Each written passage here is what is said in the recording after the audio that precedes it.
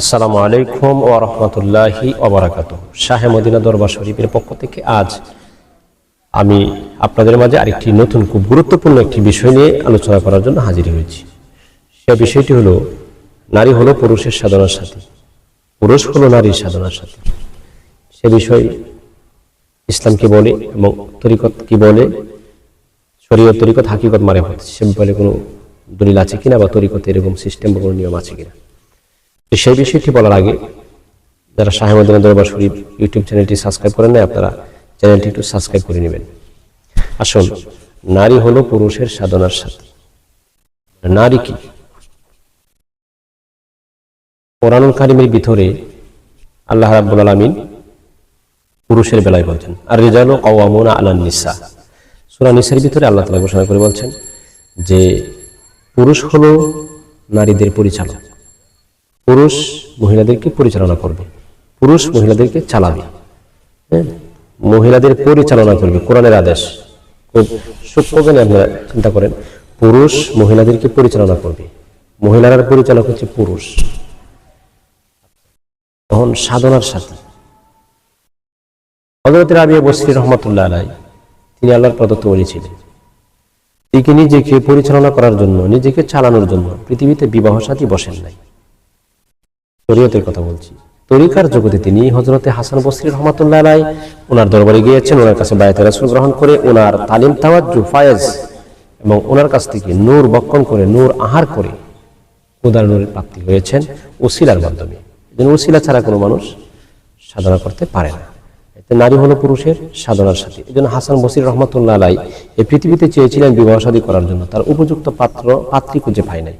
রাবিয়া বসরিকে পেয়েছিলেন। এ সংবাদ শুনে রাবিয়া বসরিকে যখন পেয়েছিলেন, তখন রাবিয়া বসরি একটা শর্ত দিয়েছিলেন যে আমাকে যদি কেউ বিয়ে করতে চায় তাহলে আমি এই শর্ত দিলাম। আর হাসান বসরি বলতেছে, বিয়ে করার আগে আমি তাকে কয়েকটা শর্ত দিব, এই শর্ত যদি সে পালন করতে পারে বা তার ভিতরে গুণাগুণ থাকে তাহলে তাকে বিয়ে করবো। তো শর্ট করে বলছি, অনেক শর্ত দিয়েছেন, তার মধ্যে একটা শর্ত হচ্ছে এই। হাসান বসরি বলতেছে যে রাবিয়া বসরি, আমি পলায়ন করবো, যদি আমাকে বাইর করতে পারো পৃথিবীর যে কোনো জায়গায় আমি লুকায়িত হব, তাহলে তোমার কাছে বিবাহ, তোমাকে আমি বিয়ে করব। তখন তিনি উত্তর দিলেন, ঠিক আছে, আমি লোখান, আমি বাহির করবো আপনাকে। তাৎক্ষণিকভাবেই এই যে অন্তর্চক্ষুর কথা এখানে আসছে, কাশফের কথা আসছে, এটা তরিকার কথা। যারা বায়াত গ্রহণ করেন নাই, পীর মুর্শিদ ধরেন নাই, তারা আবার বুঝবেন না যে কাশফ কি, এলহাম কি, আপনার ইস্তেকারা কি, মুরাকাবা কি, মুশাহাদা কি, দিল কাবার নামাজ কি, সাধনা কি, সাধন ভজন কি, কিভাবে সাধনা করব, মুর্শিদের সাথে জীবনে একবার সাধন ভজন করতে হয়, অর্থাৎ এই হুজুরি কলবে নামাজ পড়তে হয়, হুজুরি কলবটা কি, কলবের মধ্যে কে আছে, কোন জায়গায় আছে, কলবের রং কি, এগুলো মুর্শিদ একজন কলবের ডাক্তারের কাছে আপনার যাওয়া লাগবে, এছাড়া আপনি নিজে নিজে বুঝবেন না। তখন হযরতে হাসান বসরি যখন পলায়ন করলেন, তখন রাবিয়া বসরি জাহিরি চক্ষু বন্ধ করে দিয়ে অন্তর্চক্ষু খুলে দিলেন। খুলে দিয়ে তিনি বলতেছেন, হাসান আল্লাহর ওলি, আপনি তো লুকিয়ে তো আছেন, ওই যে আপনি আরশে আজিম, আরশে আজিমের কুঠির নিচে আপনি আছেন। তখন হাসান বসরি এই কথা বলার পরে, এই কথা শোনার পরে রাবিয়া বসরি যখন এই কথাটা বললেন, তখন আরো লুকাইতেছে। তখন বলতেছেন, আর লুকায়েন না, আপনি এইভাবে এই সিস্টেমে আপনি আছেন। তখন বাহিরে চলে আসলেন। এখন বলতেছেন, রাবিয়া তুমি পালাও। রাবিয়া বলতেছে, আমি এখন লুকাবো, আপনি আমাকে বাহির করবেন। তখন রাবিয়া বসরি রহমাতুল্লাহ আলাইহি লুকিয়ে গেলেন। হাসান বসরি রহমাতুল্লাহ আলাইহি খুঁজতেছে তন্ন করে, সপ্ত আসমান খুঁজে, সপ্ত জমিন খুঁজে, এমন পৃথিবীর এমন কোন সৃষ্টি জগৎ নাই যে রাবিয়া বসরি হাসান বসরি চক্ষু বন্ধ করে দিয়া, অন্তর চক্ষু খুলে দিয়া, কাশফের মাধ্যমে দেখে নাই, খুঁজতেছে, কোথাও পায় নাই। এরপরে হঠাৎ করে এমনিতেই বলতেছে, রাবিয়া তুমি ওইখানে দিকে লাইছি। আসলে কিন্তু রাবিয়ারে দেখে নাই। দেখেন রাবিয়া কেমন সাধনা করছে, কেমন সাধনা করছে। তখন এই রাবিয়া বসরি রহমাতুল্লাহ আলাইহি ওনাকে যখন পায় নাই, তখন বলতেছে হাসান বসরি, তার মুর্শিদ বলতেছে, রাবিয়া রে, আমি তো তোমাকে পাই নাই, তুমি চলে আসো। তখন চলে আসলেন। চলে আসার পরে উনি বলতেছেন, তুমি কোথায় গেছিলে? রাবিয়া বসরি বলতেছে, হাসান বসরি, আল্লাহ তাআলা মানুষকে 4টি পদার্থ দিয়ে বানাইছে, আতশ, কাকবাত, আগুন, পানি, মাটি, বাতাস। 4টিকে যখন বানাইলেন, 4টি পদার্থের সঙ্গে আমার এই ভিতরে আছে, তখন 4টা পদার্থের সাথে আমি 4টি বিলীন করে দিয়েছি, 4 জিনিসের সাথে বিলীন হয়ে গেছে। তখন আপনি পাইবেন কিভাবে? আমার যে জিনিস দিয়ে বানাইছে, যে 4টি জিনিসের সাথে আমি মিশে গেছি। সুবহানাল্লাহ। তাহলে দেখেন মুর্শিদ কেমন জিনিস। এই হাসান বসরির হাতে উনি বায়াতে রাসূল গ্রহণ করলেন, তওবা করলেন, উনি দেখানো পথ, দেখানো মতে চললা। এরপরে তিনি কি করলেন? নিজের জীবনটাকে পরিচালনা করলেন, আল্লাহ ওয়ালা হলেন। তাহলে সাধনার সাথী যে রাবিয়া বসরি হচ্ছেন হাসান বসরির সাধনার সাথী। চিন্তা করেন কেমন সাথী, পবিত্র সাথী। দুনিয়ার কোনো কাহেসের জন্য নয়, দুনিয়ার কোনো লোভ লালসার জন্য নয়, একমাত্র যা কিছু করছে আল্লাহ এবং আল্লাহ রাসূলকে পাওয়ার জন্য। এই জন্য রাবিয়া বসরির কাছে রাবিয়াকে প্রয়োজন, হাসান বসরিকে রাবিয়ার প্রয়োজন। এই জন্য বলা হচ্ছে আশেক এবং মাসুক। আশেক ছাড়া মাসুক চলে না। এই জন্য আশেক প্রয়োজন, আশেক হবেন, মুর্শিদের জন্য খুব হৃদয়বান আশেক হয়ে যাবেন। এই জন্যই এখান থেকে বলা বোঝেন যে হাসান বসরির চাইতে ঊর্ধ্ব জগতে চলে গেছেন তার মুরিদ, তার সাগরিদ রাবিয়া বসরি। এরপরে অহংকার নাই, নিজের আমিত্বটাকে নিজেকে ছোট করে রাখছেন। এই জন্য মুর্শিদ দোয়া করছেন, মুর্শিদ দয়া করছেন, সেই জন্য তো সে উপরের দরজায় পৌঁছে গেছে, উপরে উঠে গেছে।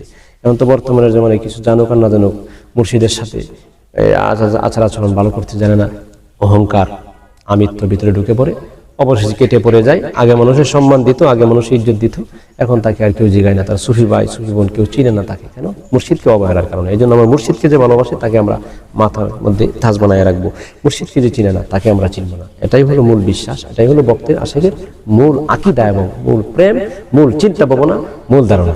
তাই নারী হলো পুরুষের সাধনার সাথী। সাধনা করতে গেলে একজন ভালো নারীর প্রয়োজন, সাধনা করতে গেলে একজন হক্কানি রব্বানি মুর্শিদে মুকাম্মিলের প্রয়োজন। এই জন্য মহিলাদেরকে বলবো, আপনারা মাগো বোন যারা আছেন, সুফিবাদ বিশ্বাস করেন, তারা একজন আধ্যাত্মিকতার লাইনে যারা ঘুরছেন বা ঘুরেন, একজন হক্কানি রব্বানি মুর্শিদের হাতে আপনারা হাত দিবেন। কোরআন হাদিস ইজমা কিয়াস, কোরআন সুন্নাহ ভিত্তিক যারা জীবন চালায়, শরীয়ত তরিকত হাকিকত মারিফত যেখানে আছে, যেখানে মারিফত আছে শরীয়ত নেই সেখানে না, একজন প্রকৃত একজন আল্লাহওয়ালা, একজন আলেম, যাকে দেখলে আল্লাহ আল্লাহ রাসূলের কথা মনে হয়, যার কথা শুনলে, যার বয়ান শুনলে মাধুর্য আছে, অন্তরে শান্তি পায়, তার কাছে আপনারা বায়াত গ্রহণ করবেন। শরীয়ত তরিকত হাকিকত মারিফত, এই যে একটা নামাজ একটা রোজা এগুলি না, এরপরে আপনার পাক পবিত্র পাক পাকের কোনো খোঁজ খবর নাই, শুধু খালি লাল কাপড় পিন্দা, সাদা কাপড় পিন্দা, গামছা গর্ত দিয়ে ঘুরলো, রাসূলের কোনো সুন্নত নাই, এগুলি তরিকত না। আসলে তরিকতটা হচ্ছে আসল। আর যারা এই তরিকতটার মধ্যে ঢুকছে, দুইটা নকল, আসল জিনিস কিন্তু নকল হয় বেশি।